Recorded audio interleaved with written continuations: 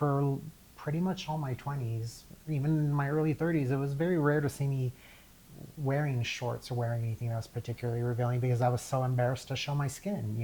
I didn't like the looks that people gave me, like you'd see it, sitting on the bus or the subway or out in public, and your friends ask like, "What is that?" Like, or I'd be getting a massage or a pedicure, or if I felt comfortable enough to even get those, and watching the massage therapist put on gloves because they thought that what I had was contagious, and having to explain to them that no, it's an autoimmune disease, and it's completely out of my control. And so I have a lot of empathy, because I know what that's like. But with alopecia, it's even harder because it's your hair. You can't hide that as well.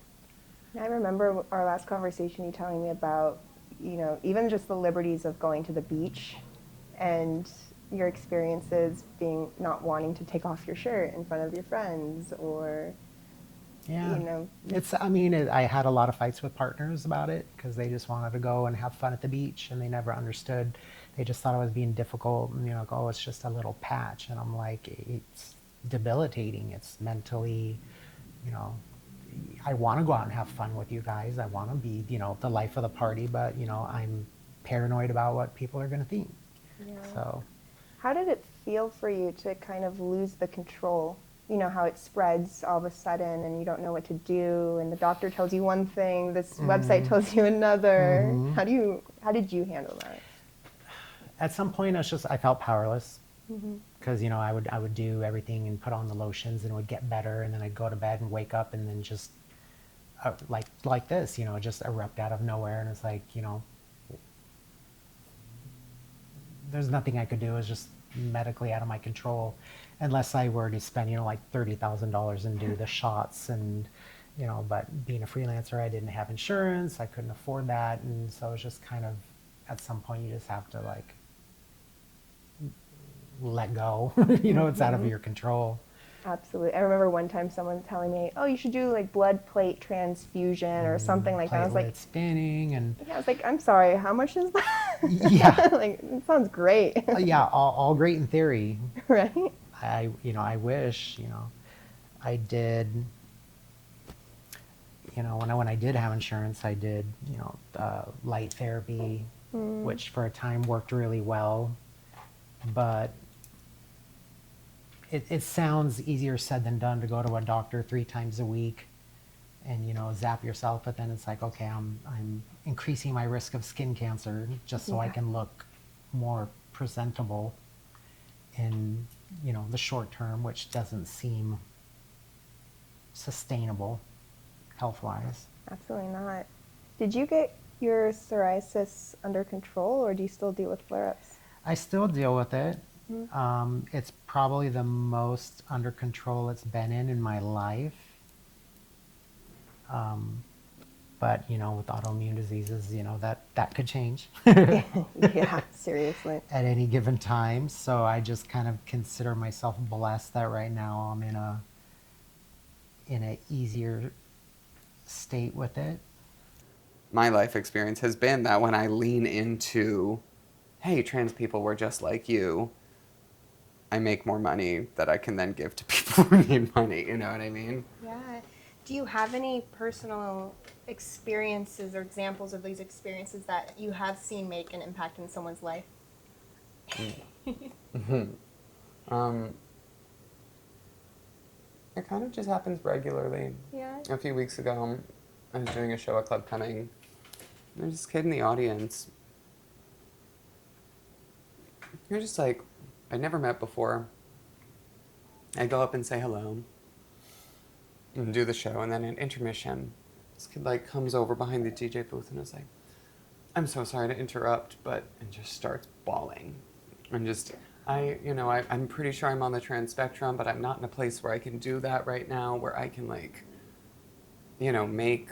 that decision publicly in my life, and it's really hard, but just seeing you here, and there's just so much joy, and you're just so confident, and I just want to be like that, and it's really inspiring. And just gave this kid a hug and was like, "Oh my God, please." And I just gave them my number, and I was like, "Come back anytime. I'm here on Tuesdays." And now they come back every now and then. And it's like, there are these like big sweeping overarching ideas that I think we all have to negotiate our relationship to, and what our role in contributing towards those larger movements can be. But then there's also these smaller individual interactions that now someone who didn't have a place in their life to feel like they could just be themselves has somewhere that they can come and feel like they can do that. And that's like why, that's the whole point of performing to me. That's like why I do it. We've invited artists to sort of take our product and add to it. So adding embroidery or adding painting to it, taking our twill sets and sort of treating them like a canvas at the end of the day and telling your story on it. Because it's really kind of the essence of the Bowery, the Lower East Side, Little Italy in itself is these people came and took an area and sort of made it their own, whether they were immigrants or artists or, you know, alternative cultures, the punk scene. That's really the story of this area, and that's the story we really want to bring to the brand a lot of the time, is take what's there and make it better by adding yourself to it. I got very distracted in my 20s. I took the wrong thing. And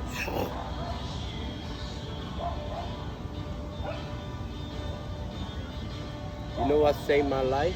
What? Every time I took that, I tried to paint, my hand was like this. I couldn't do it. Take another one. This time I'm gonna do it. You know how many times I tried to do my art? It must be wonderful, really high and this.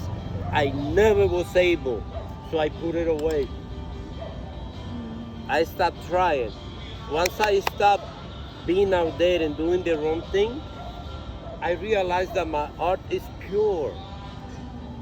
I never touch it with bad spirits. The art never let me do it because I tried to do it.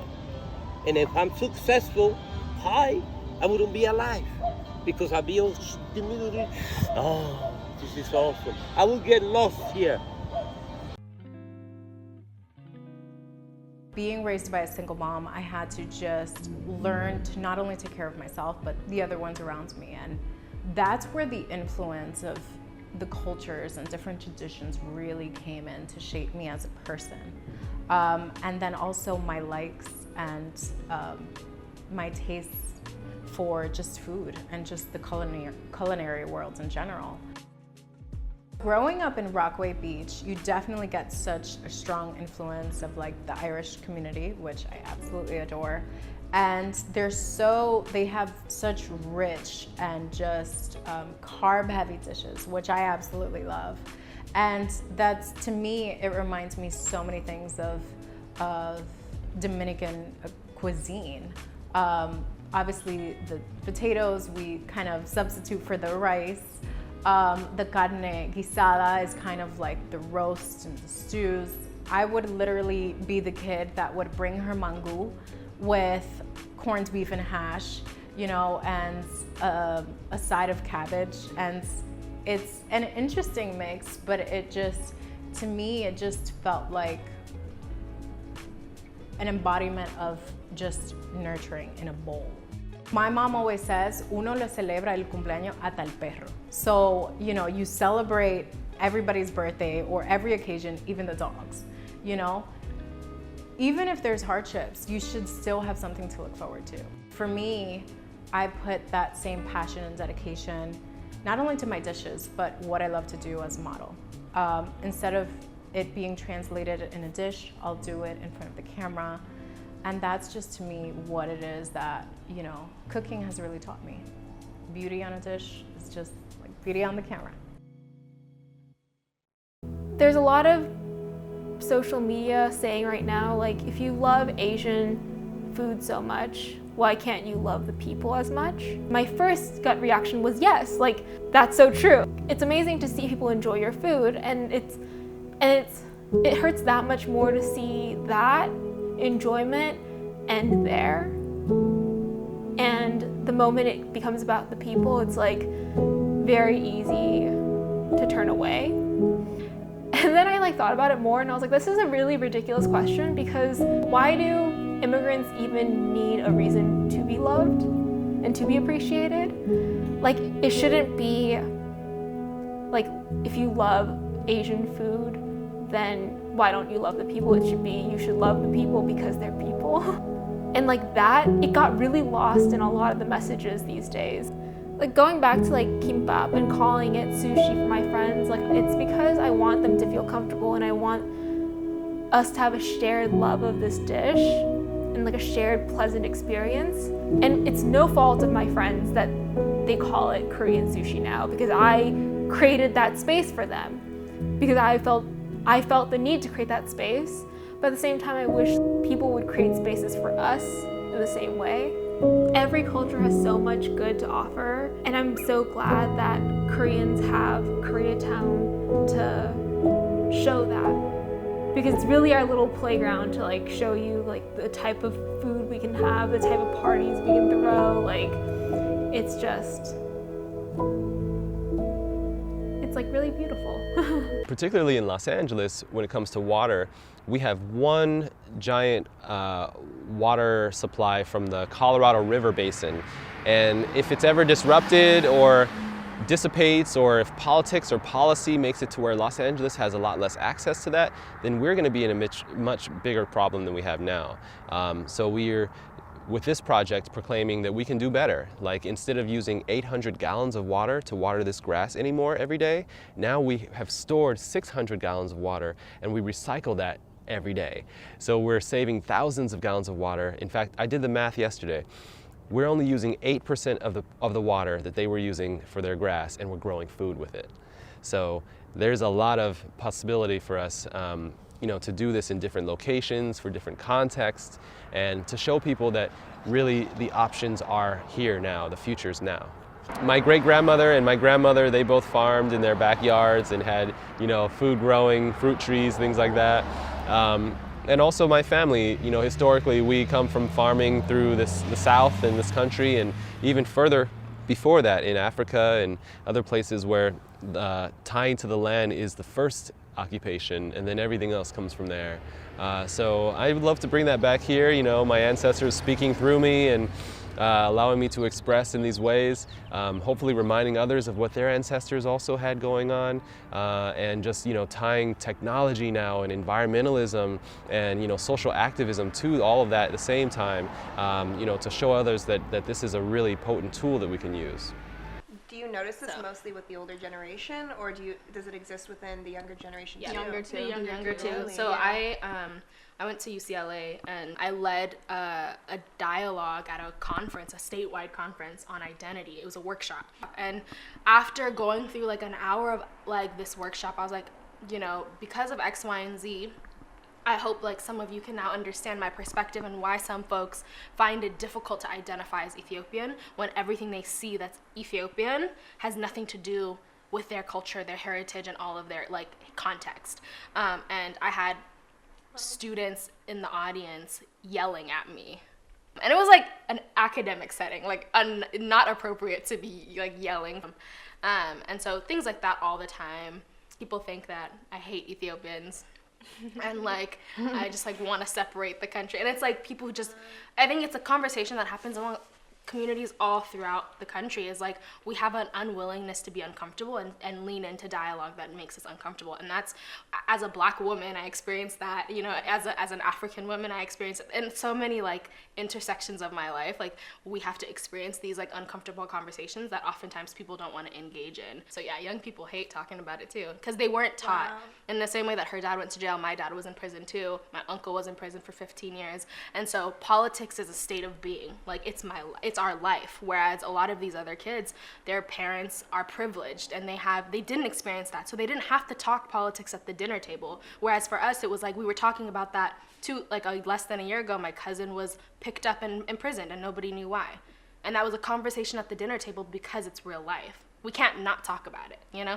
And so when you are meeting with other kids who don't have that experience, whose parents worked for the emperor or like are in the military, and it's just like it's a completely, whereas I'm from the village, our family's from the village, it's a very different, like it's a class issue, it's a like ethnic issue, it's like so many layers to it. So it affects the younger generation as well.